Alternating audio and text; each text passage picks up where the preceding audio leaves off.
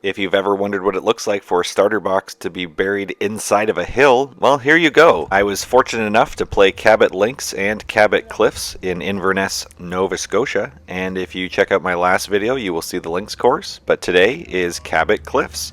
It's a beautiful view. A lot of these holes are right on the ocean coastline, and this opening hole is a par 5. So it gives a wonderful opportunity to carry my momentum forward from my good drives in the Cabot Links round. And there we go. I smashed that one straight down the fairway, run to get my tee, give my caddy Luke a fist bump, and let's just get this round off to the races. With the links round, I tried to give you a glimpse into ways that you can break 80 on a new course, and I think I did a pretty good job of that one. You will see this round, it's not as clean because the weather will play a significant impact, but there are some really nice shots that I have, and this is one of them. It's a nice draw of a 5-wood, which I don't do very often, and I leave myself with a good approach in towards the green. Luke is here trying to tell me that you definitely want to get to that front ridge of the green and the ball should release down towards the hole, and I have a really good strike with my 52, and we're asking for it to go forward, but it doesn't quite make it. And you can see where my ball ends up here. I'm just on this little bit of a ridge. If it probably went another yard or a yard and a half even, that thing might have rolled quite a bit closer. But Luke does a really nice job sacrificing his toque so that he can clear a nice path for me. I try to reward him by starting with this long birdie putt, but it just gets close enough for an easy tap in. While many of my videos are designed to try to help people break 90 or break 80, I just wanted to take this opportunity from the Cabot Cliffs round to just talk about the beauty of this course. And you can see on the second hole, this is just a wonderful view and a not great strike with the 6-iron. Thankfully, it ends up in this little fescue area, and Luke was able to find that ball for me. And it was extra lucky that it's free relief as a drop there because it's just protected land. So I'm hitting my second shot into this par 4.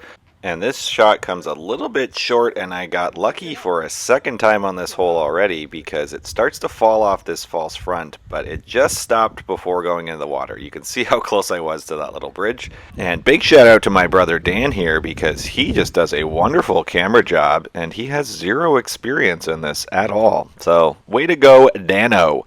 And I tried to just get this putt close enough to save a bogey because I feel like after that opening tee shot, the fortunate drop, the short approach onto the green, taking a bogey here is just one where you enjoy your medicine and you just move on to the next hole. So we move on to the third hole, which is another par 4. And there is cameraman Dan teeing off. He ended up right in the middle of the fairway, so I wanted to try to one-up him. I muscled up my drive and got just a bit further past him, but over to the right. And then again, a little bit of a rush on this swing, and it's my second straight hole where I end up being short of the green, but I make up for it this time by having a lovely pitch on, and that's just a nice little tap-in par. So a pretty good start on Cliffs, +1 through 3. And this is a bit of an awkward distance for me. It's about 195 yards to the pin. So I pull out my 4 hybrid, and I was trying to just put a shorter, smooth swing on this one because it might go 190. And as I said to my caddy Luke, sometimes it might go 215. And I think this was the time where I absolutely pured it, and it went well past that hole. And you can see an unfortunate chip there where I just had the ball check up a little bit sooner than I thought it was going to. It didn't release down that hill, so long putt, trying to save the par, but it ends up being a bogey. So +2 through 3. I'm now on the 4th hole. There's a little tree there you can see in the distance that Luke was telling me to aim for.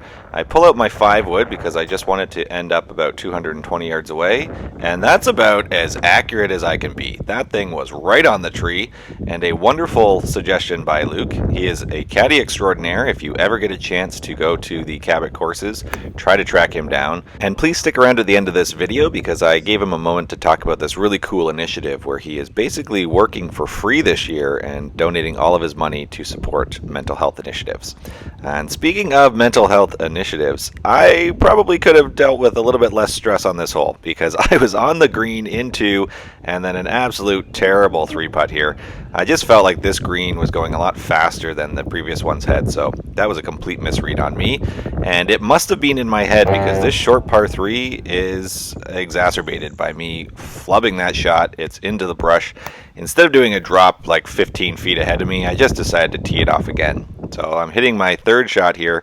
leave it a bit short of the green, and now I'm just trying to scramble to save a double bogey if possible. And I decided to use my putter on this one because of that other par 3 where my chip just came way too short. And there we go, nice little lag putt down there, take the double bogey, and then try to regroup my mind as there's this beautiful view walking towards the next hole. And hopefully you're getting a glimpse of why this is ranked as the #1 course in Canada, because not only is it stunning to look at, but it's also a challenging course, and I find that every hole feels a little bit different. And this was also the time of the round where the wind is really starting to pick up. So even though I tried to hit a little bit of a fade here, that thing went way off to the left. Thankfully there was space here, and the rough is cut pretty short. It's almost quite dry and not very challenging to hit out of. So I got that 5-wood up into the fairway, which is nice. And with this being a par 5, I'm about a 6-iron away here, so I'm trying to hit a bit of a fade, and I do, because my goal was just to miss those terribly deep bunkers at the front. So that does leave me with a long putt. And this is where Luke is giving me a great idea here about how to putt this one. He's up high on this ridge and basically telling me to putt it a bit past his feet, and it should fall down. And I just left that way short. So this is going to be another missed opportunity for me, as I have a 3-putt here again for a bogey. So that last 3-hole stretch has not been ideal for my score. That brings me to a par 5. I get to take out a little bit of frustration with my driver. Absolutely smash one down there, but it went completely straight, which was fine because, again, it's just this sort of dry, rough area. But if it would have faded, it would have been even better. However, I have a really nice 5-wood strike here, and I was hoping it would bounce and roll onto the green, giving a little bit of emotional guidance, but it falls a little bit short here. And luckily we get a nice ocean view here, because watching me try to bump and run this 9-iron is disgusting. I hit this thing so hard, it goes over the ridge and over the second ridge and into a bunker, and I'm trapped in this downhill lip lie. I had no idea what I was doing, so I just tried my best to make contact just behind the ball and not smash the club into the lip, and it ends up falling short. So then I just have to pop one out of here, and now I'm really just kind of fighting for my life on this hole, putting one up. I end up taking a triple bogey on this one, and we'll just save you from watching the end there because that's enough pain. So luckily the next hole is a really short par 3, a nice little downhill shot here that I end up to the right of the pin, and I get to shake off these few bad holes that seem to be piling up for me. I finally get a par, feels like forever. I'm +9 through 9, and this is true bogey golf at this point. So with the wind picking up and a little bit of rain starting to drizzle down, we're moving on to the 10th hole here, where I have a really good drive, and I'm trying to leave this one short and to the right, which I thankfully do because I just want another little chip on. This par 5 was kind of a great opportunity for me to put back-to-back pars together, or maybe get this to bite and get a birdie, but it doesn't bite, and it actually kicked quite a bit further than I thought. And then a terrible putt, a terrible second putt. And this is the time where all you can really do is laugh it off. And you can start to see the rain coming down a little bit stronger now, and that's going to lead to me and eventually having to stop filming a couple of holes. So just be prepared for that. You're not going to see every single hole for the rest of this round here. But I'm trying to get close on this par 4. I end up pushing the second shot off to the left and have to try and chip it close again.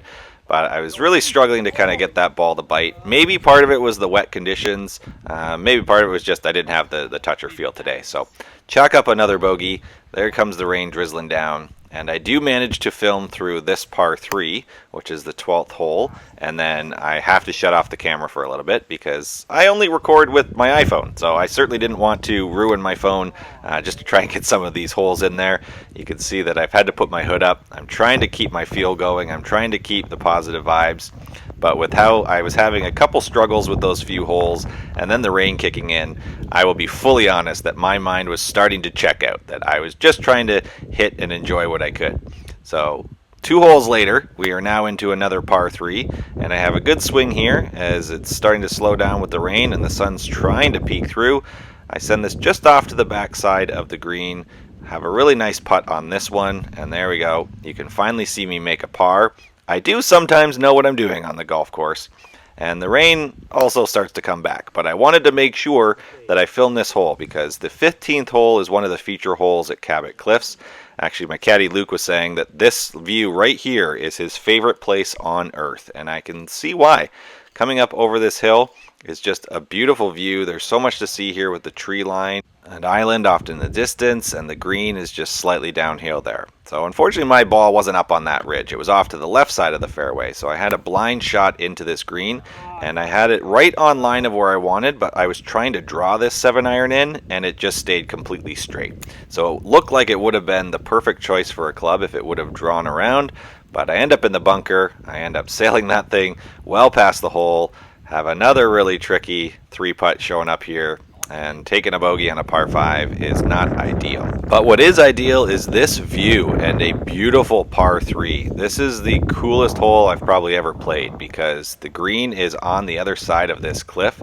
You can't really see where you're landing, but you can just see the tip of the flag there. So I just really love this shot, and although the rain was starting to pour down again, this is the last strike you're going to be able to see me hit because then I got completely rained out.